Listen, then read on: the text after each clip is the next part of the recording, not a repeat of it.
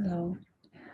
We will discuss today physiological changes in a woman's body during pregnancy.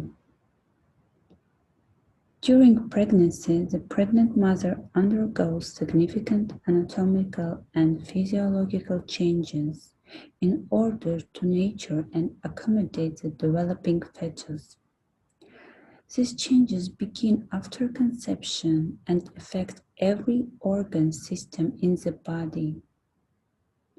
Changes resolve after pregnancy with minimal residual effects. That is why it is important to understand the normal physiological changes occurring in pregnancy, as this will help to differentiate from adaptations that are abnormal. Major adaptations happen in maternal anatomy, physiology, and biochemistry. These changes are required for successful pregnancy.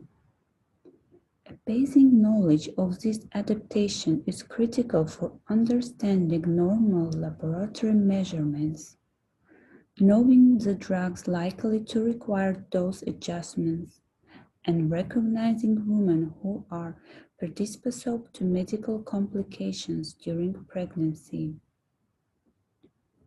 A full-term pregnancy lasts approximately 270 days from conception to birth. 40 weeks of an average pregnancy are usually discussed in terms of 3 trimesters. Each trimester approximately 13 weeks.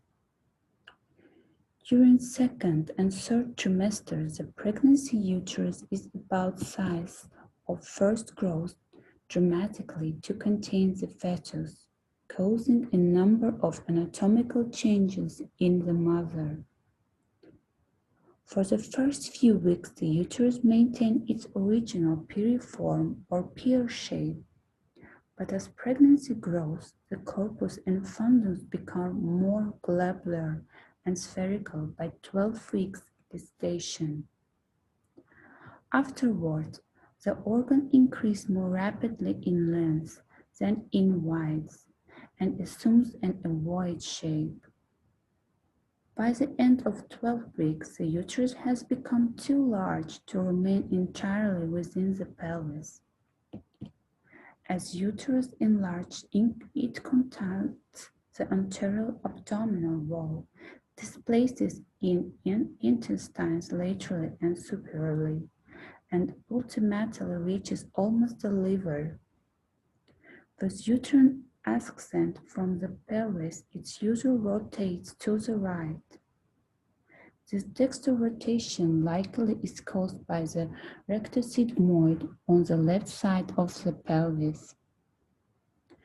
As the uterus rises, tension is exerted on the board and round ligaments. In the non-pregnant woman, the uterus weighs approximately 70 grams and is almost solid, except for a cavity of 10 milliliters or less. During pregnancy, the uterus is transformed into a relatively thin-walled muscular organ of sufficient capacity to accommodate the fetus, placenta, and amnion fluid. The total volume of the contents at term averages approximately 5 liters, but may be 20 liters or more. By the end of pregnancy, the uterus has achieved a capacity that is 500 to 1,000 times greater than in the non-pregnant state. The corresponding increase in uterine weight is such that by term the organ weighs nearly 1,100 grams. During pregnancy, uterine enlargement involves stretching and marked hypertrophy of muscle cells, whereas the production of new myocells is limited. Accompanying the increase in myocyte size is accumulation of fibrous tissue, particularly in external muscle layer, together with a a considerable increase in elastic tissue content. This network adds stretch to the uterine wall. Wall of the corpus become considerably thicker during the first few months of pregnancy, then begin to thin gradually by term. The myometrium is only 1 to 2 centimeters thick. In these later months, the uterus is changed into a muscular sac with thin, soft, readily indentable walls through which the uterus, fetus usually can be palpated. In the vascular system, changes also happen in the uterus. There is marked spiraling of the arteries reaching the maximum at 20 weeks. Therefore, they are straightened out, and veins become dilated and volvulus.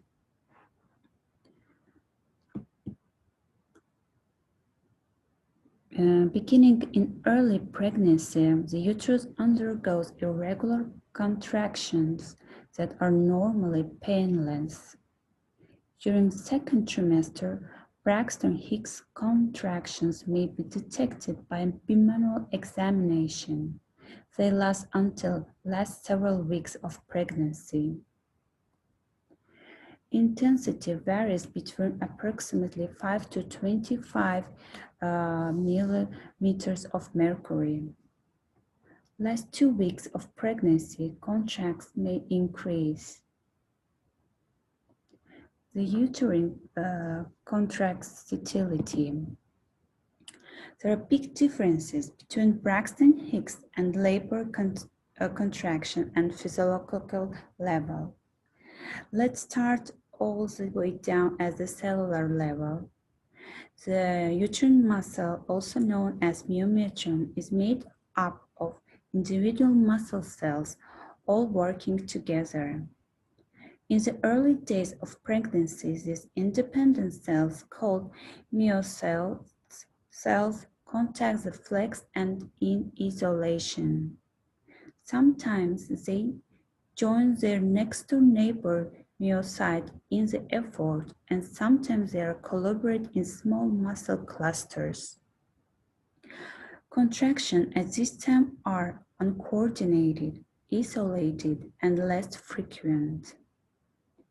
Later in pregnancy, contraction frequency peaks, but they are still uncoordinated across the uterus.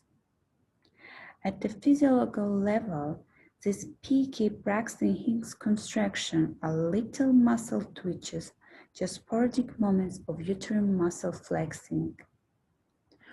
Often they are felt in one spot or as intermittent tightening.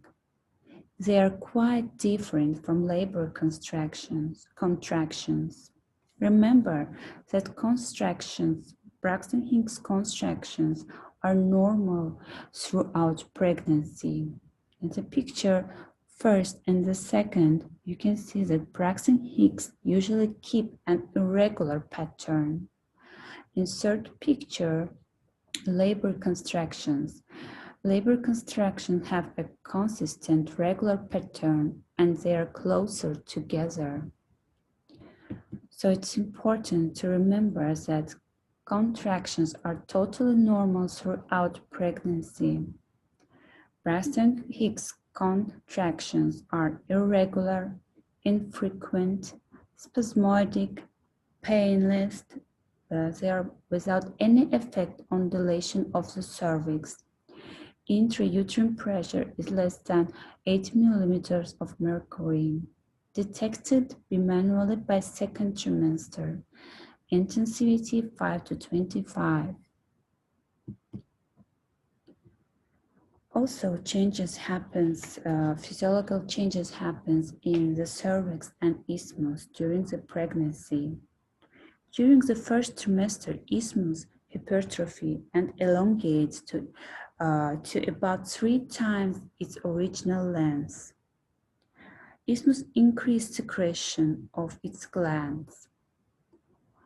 Also, cervical mucus plug closing the cervical canal totally.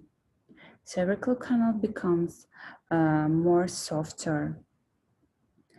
In the cervix becomes hypertrophy and hyperplasia of the elastic and connective tissues. The vascularity is increased in cervix. Softening of the cervix happens. Softening of the cervix also we are calling Goodell sign. Squamous cells also become hyperactive. Mucosal changes stimulate basal cell hyperplasia or cervical intraepithelial neoplasia. Also, physiological changes happens in vagina and vulva. In vagina, increased vascularity of the vagina causes the vaginal walls as well as the cervix to appear a bluish purple in color. Loosening of the abutment connective tissue allows the vagina to distend during childbirth. The vaginal mucosa thickens and vaginal rugae become very prominent. Vaginal cells contain increasing amount of glycogen, which causes rapid sloughing and increased vaginal discharge. The pH of vaginal discharge is acidic because of increased production of lactic acid that results from the action of Lactobacillus acidophilus on glycogen in vaginal epithelium. The acidic condition helps to prevent growth of harmful bacteria found in the vagina.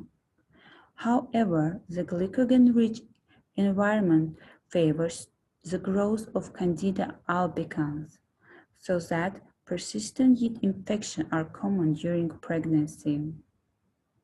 Increased vascularity, edema, and connective tissue change make tissue of vulva and perineum more pliable. The vulva shows increased vascularity. Labia minora is pigmented and hypertrophied. Also, changes happen in fallopian type. Total length is increased. Types become congested. Muscles undergo hypertrophy. In the ovarium, some physiological changes are also happen during pregnancy. It shows increased vascularity and size. One ovary contains the corpus luteum. Growth and function of the corpus luteum reach its maximum at 8th week. Hormones, estrogen and progesterone secreted by corpus luteum maintains the environment for the growing ovum. Controls the formation and maintenance of the pseudo of pregnancy. Inhibit ripening of the follicles.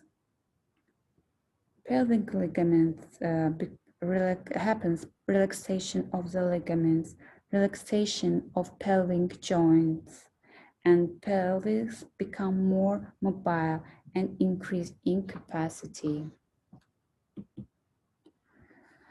During the pregnancy, physiological changes happens also in the breast. Breast change in size and appearance. Estrogen stimulates the growth of mammary ductal tissue, and progesterone promotes the growth of lobes, lobules, and alveoli. The breasts become highly vascular, and delicate network of veins is often visible. If the increase in breast size is extensive, lineal tears in the connective tissue may develop. We call them stria gravitum or stretch marks. Characteristic changes in the nipples and areola occur during pregnancy. The nipple increase in size and become darker, and the areola become larger and more pigmented. Women with very light complexions exhibit less change in pigmentation than those women with darker skin tones. Sebaceous glands, called tuberous cells of Montgomery, become more visible during pregnancy and secrete a substance that lubricates the nipples. In addition, a thick yellowish fluid, colostrum, is present beginning at 12 to 16 weeks of pregnancy and can readily be expressed from the breast by third trimester. Secretion of milk is suppressed during pregnancy by high level of estrogen and progesterone. Skin changes. Pregnancy induces several changes in the appearance of maternal skin. Also, the exact etiology of these changes has not been established. Hormonal influences appear to predominate. The hyperpigmentia is probably because of elevated concentration of melanocyte stimulation hormone and/or estrogen and progesterone effects on the skin. Similar hyperpigmentation of the face can be seen in non-pregnant women who are taking oral contraceptives. About 90% of women have the hyperpigmentation during the pregnancy. The pigmented skin line in the midline of an anterior abdominal wall, the linea alba, takes on dark brown-black pigmentation too from the linea nigra. Occasionally, irregular brownish patches of varying size appear on face and neck, giving rise to holasma or melasma gravidarum, the mask of pregnancy. Pigmentation of the areola and genital skin may also be during pregnancy. Usually, after delivery, these pigmentary changes disappear, or at least regress. As I said before, the etiology of these pigmentary changes is incompletely understood. However, hormonal and genetic factors play a role. Stretch marks, stria gravidarum, consist of bands or lines of thickened epidermic skin. These stretch marks begin to appear in the second trimester on the abdomen, breast, thighs, and buttocks. Decreased collagen adhesiveness and increased ground substance formation are characteristically seen in this skin condition. A genetic predisposition appears to be involved because not every gravid develops the skin changes. So risk factors include younger maternal age, family history, and pregnancy weight, and weight gain during pregnancy. Other common changes include spider angiomas, palpal erythema, and cutis marmorata. The development or worsening of varicosities accompanies nearly 40% of pregnancies.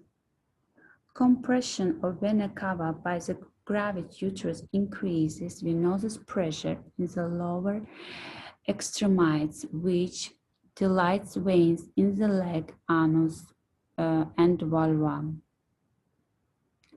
The nails and hair also undergo changes. Nails become brittle and can show horizontal grooves. Thickening of the hair during pregnancy is caused by increased number of follicles in anagen phase, and generalized hirsutism can be worsened in women who already have hair that is thick or has a male pattern of distribution. The thickening of the hair ends 1 to 5 months of postpartum with the onset of the telogen phase, which results in excessive shedding and thinning of hair. Normal hair growth return within 12 months. As pregnancy advances, the compensatory lumbar doses is apparent. This change is functionally useful because it helps keep the woman's center of gravity over the legs. Otherwise, the enlarging uterus would shift it anteriorly. However, as a result of this change in posture, virtually all women complain of low back pain during pregnancy. Increasing pressure caused by intra-abdominal growth of the uterus. It may result in exacerbation of hernia defects, most commonly seen at the umbilicus and in the abdominal wall. Diastasis recti, or physiologic separation of rectus abdominis muscles. Beginning early in pregnancy, the effects of relaxin and progesterone result in a relative laxity of ligaments. The pubic symphysis separates at approximately 28 to 30 weeks. Patients often complain of an unsteady gait and may fall more commonly during pregnancy than during the non-pregnant state as a result of both these changes and an altered center of gravity. During pregnancy, fetal demands for calcium increase, especially in the third trimester. Absorption of calcium from the intestine is increased from the first trimester, and the calcium is stored to meet the later needs of the fetus. The amount of calcium transferred to the fetus is small in comparison with maternal stores, and there is no loss of maternal bone density to supply fetal needs.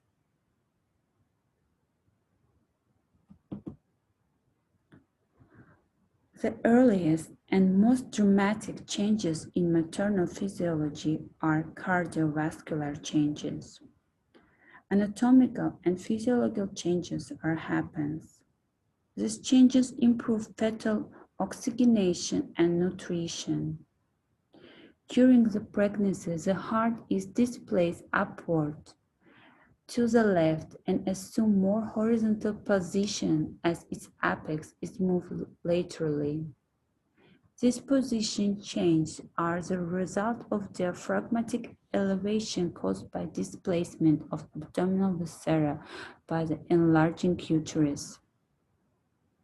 In addition, ventricular muscle mass increased and both the left ventricle and atrium increased in size parallel with an increased circulating blood volume. During pregnancy, some heart sounds may be so altered that they would be considered abnormal in a non-pregnant state. These changes are first heard between 12 and 20 weeks and regress during the first week after childbirth. The most common variation in heart sounds include splitting of the first heart sound and third heart sound. A systolic murmur is found in 95% of pregnant women. The murmur may persist beyond fourth week for approximately 20% of postpartum women. Electrocardiographic changes can include a 15 to 20 degree shift to the left in the electrical axis. Changes in ventricular repolarization can result in ST segment depression or T wave R and R flattening.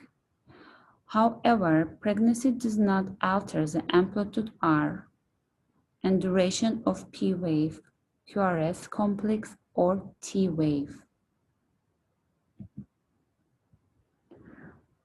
Total blood volume is a combination of plasma and other components such as red blood cell mass, erythrocytes, white blood cells, and platelets. Total blood volume in pregnancy increased by as much as 45%, 40 to 50, but usually 45%. The plasma volume increased progressively from 6 to 8 weeks of gestation until approximately 32 weeks. This is an increase of 40 to 60 above non-pregnant values. Increases are greater in multifetal pregnancies. The increase may be related to vasodilation from nitric oxide and estrogen and progesterone stimulation of the renin, angiotensin, aldosterone system, which stimulates sodium and water retention. The increased volume is needed to transport nutrients and oxygen to placenta, where they become available for the growing fetus. The increased volume is needed to meet the demands of expanded maternal tissue in the uterus and breasts. The greater volume also provides a reserve to protect pregnant women from adverse effects of blood loss that occur during the childbirth. Red blood cell mass increased by 250 to 450 milliliters, approximately 20 to 30% above pregnancy values. The increase in plasma volume is more pronounced and occurs earlier than the increase in red blood cell volume. The resulting dilution of red blood cell mass caused a decline in maternal hemoglobin and hematocrit. This condition is frequently called physiological anemia or pseudoanemia of pregnancy because it reflects the dilation of red blood cell mass and expand plasma value rather than an actual decline in the number of red blood cells. Therefore, it does not indicate true anemia. Frequent laboratory examination may be needed to distinguish physiologic anemia from true anemia. Generally, iron deficit anemia occurs when the hemoglobin is less than 11 grams per deciliter, or the hematocrit is less than 33% in the first or third trimester, or hemoglobin is less than 10.5 grams per deciliter, or the hematocrit is less than 32 in the second trimester, 32% in the second trimester. So iron supplementation is often prescribed for pregnant women by second trimester to prevent anemia. Deletion of red blood cell by plasma may also have protective function by decreasing blood viscosity. Dilution may counter the tendency to form clots that can be obstruct blood vessels and cause serious complications. The expanded blood volume of pregnancy causes an increase in cardiac output. Cardiac output is the amount of blood ejected from the heart each minute.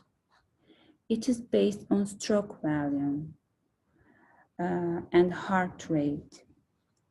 Stroke volume is the amount of blood pumped from the heart with each contraction, and the heart rate is the number of times that the heart beats each minute. Cardiac output rises up to 50%, with half of the rise occurring in the first 8 weeks of gestation. The increase in cardiac output is caused primarily by a gain in stroke volume, but the heart rate also rises about 15 to 20 beats per minute. Cardiac output is most efficient when the woman is lying in the lateral position and less efficient in the supine position. So, peripheral vascular resistance decreased in the first trimester, reaching another approximately 34% below non-pregnancy level by 14 to 40 weeks of gestation, with slight increase toward term. Venous pressure progressively increased in the lower extremities, particularly when the patient is supine, sitting, or standing. The rise in venous pressure, which can cause edema and varicosities, results from compression of the anterior vena cava by the gravid uterus and the possible from the pressure of the fetal presenting part of the common iliac veins. Lying in the lateral recumbency minimize changes in venous pressure. As expected, venous pressure in the lower extremities falls after delivery. Venous pressure in the upper extremity is unchanged by pregnancy. Supine hypertension. During the pregnancy, arterial blood pressure is affected by the woman's position.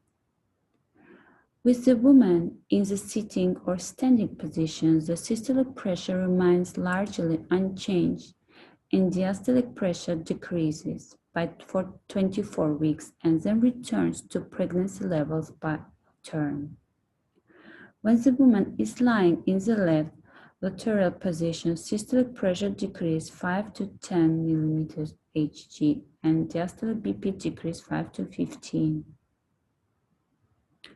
Supine hypertension. When the pregnant woman is in the supine position, particularly during the second half of pregnancy, the weight of the gravid uterus partially occludes the vena cava and the aorta. The occlusion may impede return of blood from the lower extremities and reduce cardiac return, cardiac output, and blood pressure. Collateral circulation developed in pregnancy generally allows blood flow from the legs and pelvis to return to the heart when the woman is in a supine position. However, some women develop supine hypertensive syndrome. Symptoms are faintness, lightheadedness, dizziness, then dizziness, nausea, and agitation. Some may experience synoscope, a brief lapse. Blood flow through the placenta also decreases if the woman remains in the supine position for a prolonged period, which could cause fetal hypoxia. Turning a lateral recumbent position alleviates the pressure on the blood vessel and quickly corrects supine hypertension. Women should be advised to rest in a side-lying position to prevent supine hypertension. If they must lie in a supine position for any reason, a wedge or pillow under either hip is effective in decreasing supine hypertension. In absolute terms, blood flow increases to the uterus, kidneys, skin, breast, and possibly other maternal organs. The total augmented organ flow reflects virtually the entire increment in maternal cardiac output. However, when expressed as a percentage of cardiac output, blood flow in some of these organs may not be elevated compared with non-pregnant state. 5 major changes in blood flow occur during pregnancy. Blood flow is altered to include uteroplacental units. More blood must circulate through the maternal kidneys to remove the increased metabolic waste generated by mother and fetus. The woman's skin requires increased circulation to dissipate the heat generated by increased metabolism during pregnancy. Blood flow to the skin also increases, particularly in the hands and feet. The increased skin blood flow helps dissipate heat produced by metabolism in the mother and fetus. Blood flow to breast increase, resulting in engorgement and dilated veins with a feeling of heat and tingling. The weight of the expanding uterus of the inferior vena cava and iliac veins partially obstruct blood return from veins in the legs, causing stasis of blood and venous distension. Prolonged engorgement of veins of the lower legs may result in varicose veins of the legs, vulva, or rectum.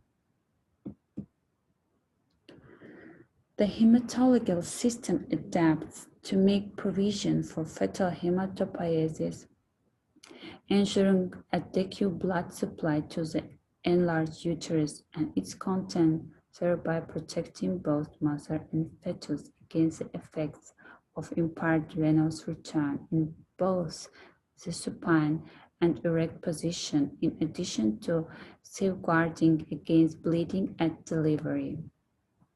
The maternal blood volume at term is around 50% above the non-pregnant level in the normal pregnant woman, overaging about 100 milliliter kilogram, and the presence of a fetus is not needed for a hematological changes, as an increase in blood volume have been seen in women with a hydatidiform mole. You can see in the graph, maternal blood volume begins to increase during the first trimester.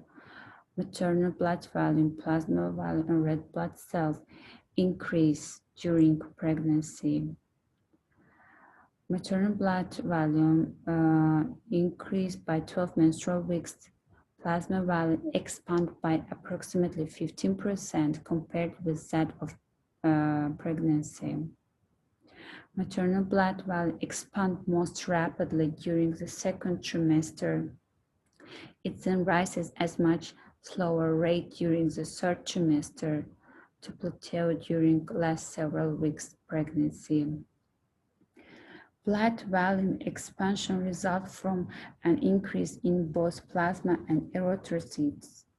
Also, more plasma than erythrocytes is usually added to the maternal circulation.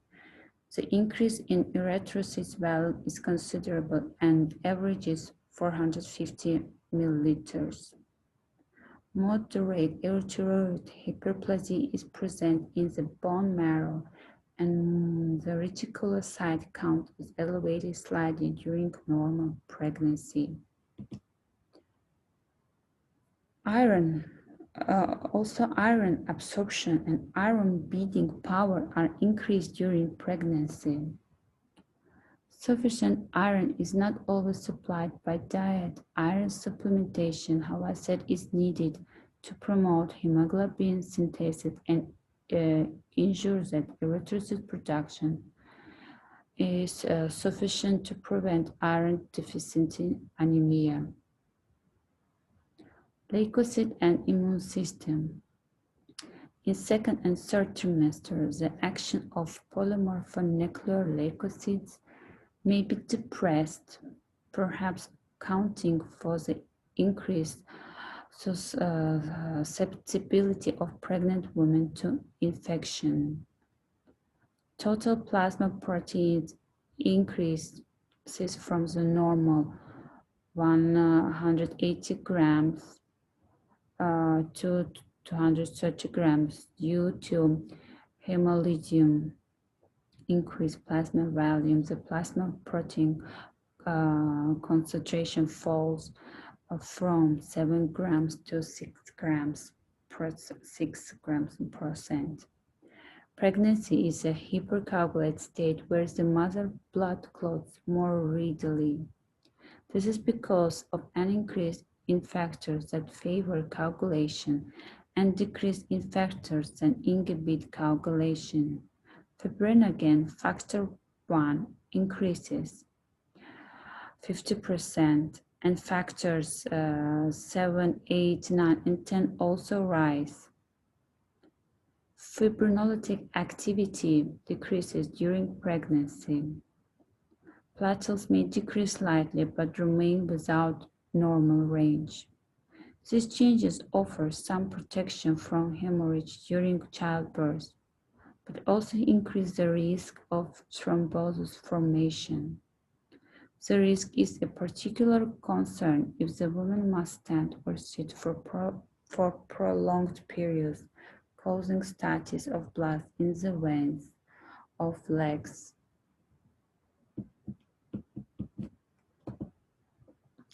Gastrointestinal system.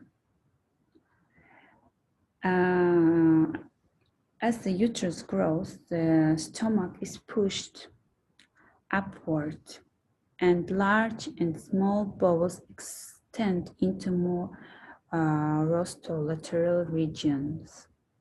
So anatomical changes happen in the gastrointestinal systems. The high level of estrogen causes hyperemia of the tissue of the mouth and gums, which may lead to gingivitis and bleeding gums. Some women develop severe vascular hypertrophy of the gums, which appear reddened and swollen and bleed easily. The condition regresses spontaneously after childbirth. Some women experience ptyalism, increased salivation. That is unpleasant and they feel embarrassed. The cause of ptyalism appears to be stimulation of the salivary glands by ingestion of starch. Decreased swallowing during nausea and vomiting may also play a part. The lower esophageal sphincter tone decreased during pregnancy, primarily because of the effect of progesterone on smooth muscles. The relaxation of the esophageal sphincter and upward displacement of the stomach allow reflux of acidic stomach contents into the esophagus and produces heartburn. Elevated levels of progesterone relax all smooth muscles, decreasing gastrointestinal tone and motility. Also, emptying time of the intestines is increased, allowing more time for nutrient absorption. Calcium, amino acids, iron, glucose, sodium are better absorbed during pregnancy, but absorption of some of vitamin B is reduced. Decreased motility in the large intestine allows time for more water to be absorbed, leading constipation. Hemorrhoids may be caused or exacerbated by constipation in the expectant mother must train to have bowel movements. Progesterone causes functional changes of the liver and gallbladder. During the last trimester, the liver is pushed upward and backward by enlarging uterus. In the liver, hepatic synthesis of albumin, plasma globulin, and fibrinogen increase. Total hepatic synthesis of globulin increase stimulated by estrogen. Hepatic arterial and portal venous flow increase. Total serum alkaline phosphatase activity almost doubles, mostly due to heat-statable placental alkaline phosphatase isoenzymes. Gallbladder becomes hypotonic. Gallbladder increases in size and empties more slowly. Progesterone potentially impairs gallbladder contraction by inhibiting cholecytokinin-mediated smooth muscle stimulation, which is primary regulator of gallbladder contraction. Relaxation of gallbladder increase in the tendency of stones formation. Homeostasis is almost physiological secretion of bile is unchanged. Also, several changes observed in the urinary system as the result of pregnancy. Kidney size increased approximately 1.5 centimeters. Both the glomerular filtration rate and renal plasma flow increase early in pregnancy. The glomerular filtration rate increases as much as 25% by the second week after conception and 50% by the beginning of the second trimester. This hyperfiltration appeared to result from two principal factors. First, hypervolemia included hemodilation lowers the protein concentration and oncotic pressure of plasma entering the glomerular microcirculation. Second, the renal plasma flow increases by approximately 80% before the end of the first trimester. As we can see in the graph, elevated glomerular filtration rate persists until term, even though renal plasma flow decreased during late pregnancy. Primarily as the consequence of this elevated glomerular filtration rate, approximately 60% of women report urinary frequency during pregnancy. Ureter. After the uterus completely rises out of the pelvis, it rests on the ureters, which laterally displaces and compresses at the pelvic brim.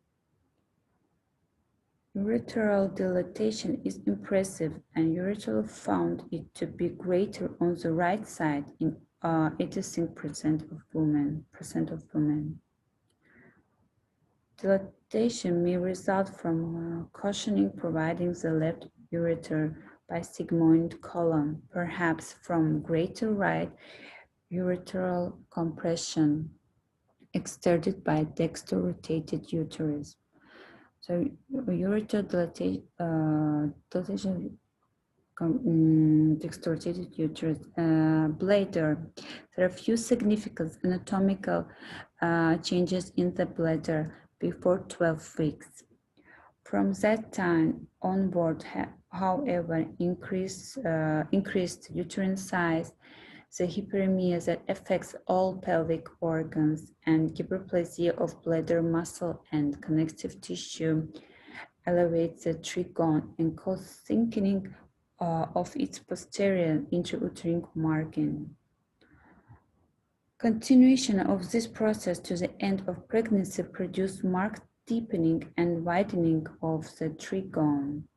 There are no mucosal changes other than increase in size and tortuosity of its blood vessels.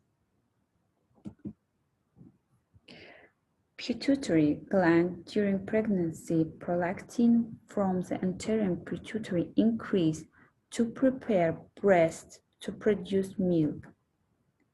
Follicle stimulation hormone, luteotroph hormone are suppressed because they are not needed to stimulate ovulation during pregnancy. The posterior pituitary produces oxytocin, which stimulates the milk ejection reflex after childbirth.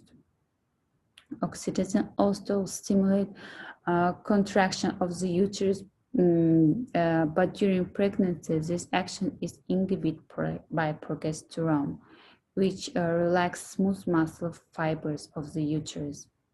After childbirth, progesterone levels decline when the placenta is removed, and the oxytocin keeps the uterus contracted, preventing excessive bleeding at the placental site. During the first trimester, growth hormone is secreted predominantly from the maternal pituitary gland, and concentration in serum and amniotic fluid are within non-pregnant values of 0.5 to 7.5 nanogram milliliters. As early as 8 weeks gestation, growth hormone secreted from placenta becomes detectable. By approximately 17 weeks, the placenta is principal source of growth hormone secretion. Maternal serum values increase slowly from approximately 9.5 nanogram milliliter at 10 weeks to plateau after 28 weeks at approximately 14 nanograms milliliter. Growth hormone in amniotic fluid peaks at 14 to 15 weeks and slowly declines thereafter to reach baseline values after 36 weeks. Placental growth hormone, which differs from pituitary growth hormone by a certain amino acid residues secreted by syncytial trophoblasts in a non-pulsatil fashion. Placental growth hormone is a major determinant of maternal insulin resistance after mid-pregnancy, and the maternal serum level correlates positively with birth weight, but negatively with fetal growth restriction and uterine artery resistance.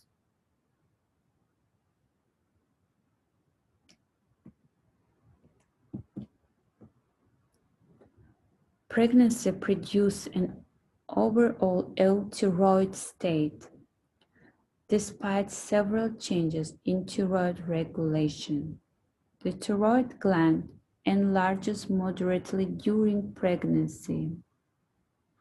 In the first trimester, human chorionic gonadotropin, which has thyrotropin-like activity, stimulate maternal thyroxine secretion and produce a transient rise in the free thyroxine concentration.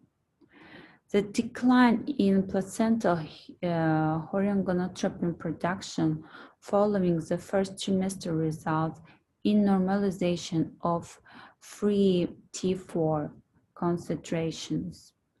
Beginning early in pregnancy, estrogen includes hepatic synthesis of thyroxine bleeding globulin, resulting in increase in total thyroxine and total thyroidotronin T3 levels. Levels of free T4 and free T3, the active hormones, are unchanged from the normal range for non-pregnant patients. Parathyroid hormone important for calcium homeostasis decreases during the first trimester, but then increases throughout pregnancy. Calcium for transfer to the fetus adequate. Pancreas. During pregnancy, alteration in maternal blood glucose and fluctuation in insulin production occurs. Glucose levels are 10% to 20% lower than before pregnancy, and hyperglycemia may develop between meals and at night as the fetus draws glucose from the mother. During the second half of pregnancy, maternal tissue sensitivity to insulin begins to decline because of effects of human chorionic somatotropin, prolactin, progesterone, estrogen, and cortisol. The mother uses fat stores to meet her energy needs. The higher blood glucose level makes more glucose available for fetal energy needs and stimulates the pancreas of healthy women to produce additional insulin. Adrenal cortex, slight enlargements of adrenal cortex happens. Induces hepatic synthesis of cortisol-binding globulin, resulting in elevated levels of serum cortisol. So concentration of free plasma cortisol progressively increase from the first trimester until term. Levels of corticotropin rise. Levels of aldosterone increase markedly due to unchanged adrenal synthesis. Maternal levels of deoxycorticosterone increase as a result of estrogen stimulation of renal synthesis, results in increased adrenal production. Maternal levels of dehydroepiandrosterone sulfates decrease due to increased hepatic uptake and conversion to estrogen. Hormonal changes in pregnancy affect the upper respiratory tract and airway mucosa production, hyperemia, mucosal edema, hypersecretion, and increased mucosal friability. Estrogen is probably responsible for producing tissue edema, capillary congestion, and hyperplasia of mucosal glands. The enlarging uterus and the hormonal effects produce anatomical changes to thoracic cage. As the uterus expands, the diaphragm is displaced as much as 4 centimeters. The anteroposterior and transverse diameter of the thorax increase with enlarged chest wall. Anatomical changes to the thorax produce progressive decrease in functional residual capacity, which is reduced 10 to 20 by term. The residual volume can decrease slightly during pregnancy, but this finding is not consistent. Decreased expiratory reserve volume definitely changes. The increased circumference of the thoracic cage allows the vital capacity to remain unchanged, and the total lung capacity decreases only minimally by term. Hormonal changes do not significantly affect airway function. Pregnancy does not appear to change lung compliance, but chest wall and total respiratory compliance are reduced at term. The minute ventilation increased significantly beginning in the first trimester and reaching 20 to 40% above baseline at term. Alveolar ventilation increased by 50 to 70%. The increase in ventilation occurs because of increased metabolic carbon dioxide production and because of increased respiratory drive due to the high serum progesterone level. The tidal volume increased by 30–35%. The respiratory rate remains relatively constant or increases slightly. The amount of oxygen delivered into the lungs by increased tidal volume clearly extends oxygen requirements imposed by pregnancy. Oxygen consumption increased approximately 20% during pregnancy, and is approximately 10% higher in multifetal gestation. During labor, oxygen consumption increased 40 to 60%.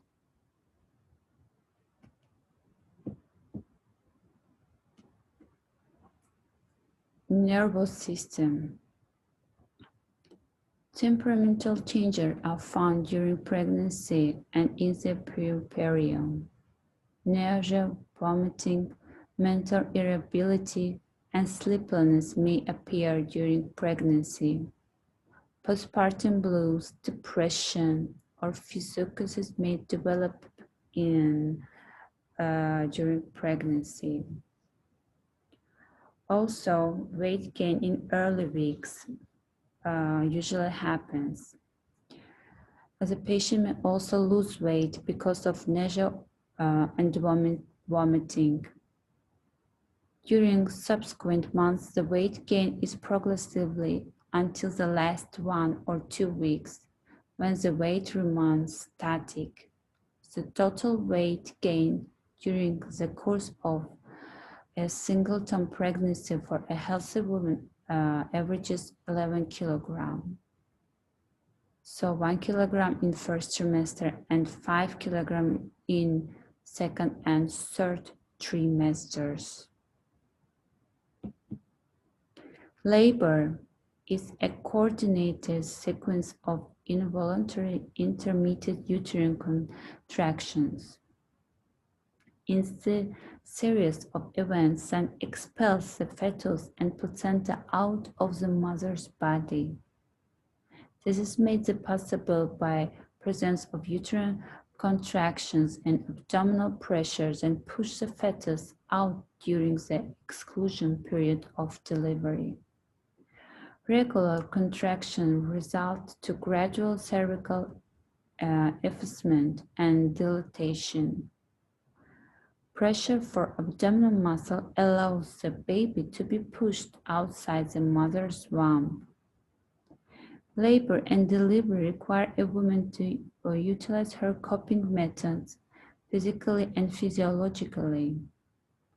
Normal labor begins when the fetus reaches a mature age, 38 to 42 weeks age of gestation. This is to ensure the survival of the fetus with the extra-uterine life.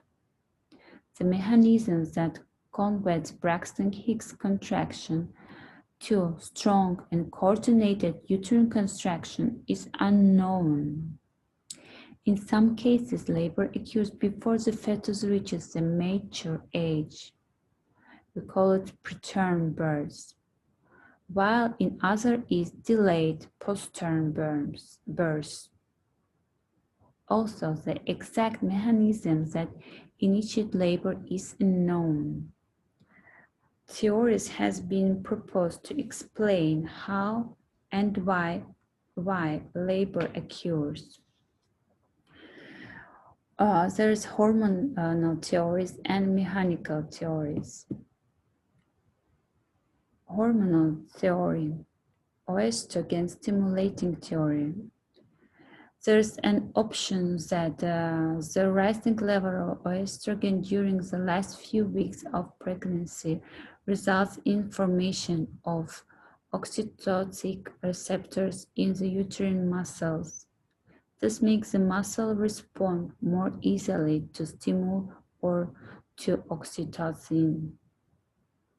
Progesterone theory. During pregnancy, progesterone is secreted in high level, which has a sedative effect on the uterine muscle, making it remain relaxed. As pregnancy advances, the level of progesterone gets reduced, so uterus becomes more active. So that diminishing amount leads to onset of labor. Progesterone has the opposite effect to that of estrogen, making the myometrium less sensitive to stimuli.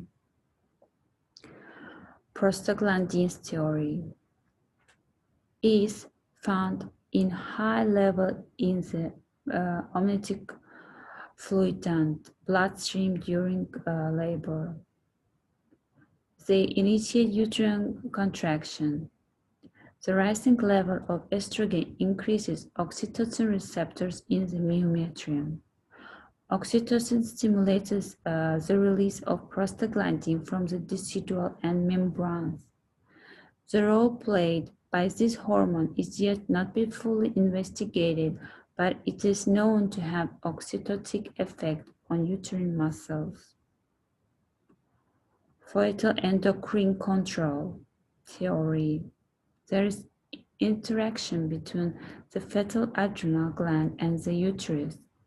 At term, the fetal adrenal glands secrete corticosteroid, which is believed to trigger the release of prostaglandin in the maternal decidua. Mechanism leading to labor. By stimulating the precursor to prostaglandin synthesis is in the decidua at term. Mechanical theories. Uterine stretch theory. During pregnancy, uterus is in pace with its content, but when it's stretched to its maximum, it starts to contract to expel its content. The evidence can be seen in multiple pregnancy and polyhydramnios. Increased contraceptibility theory. As the end of pregnancy approaches, the normal Braxton-Hicks contraction becomes overdone as the uterus becomes more sensitive to stimuli. Towards the end of circulator deprivation theory. Towards the end of the pregnancy, the placental function becomes inefficient, thereby leading to reduction in circulatory nutrition and blood supply to the fetus. Pressure of the processing part. On the cervical nerve endings, it's thought to stimulation nerve plexus, which result in secretion of oxytocin by the posterior pituitary gland. This gives the reason why labor is very fast with engaged head.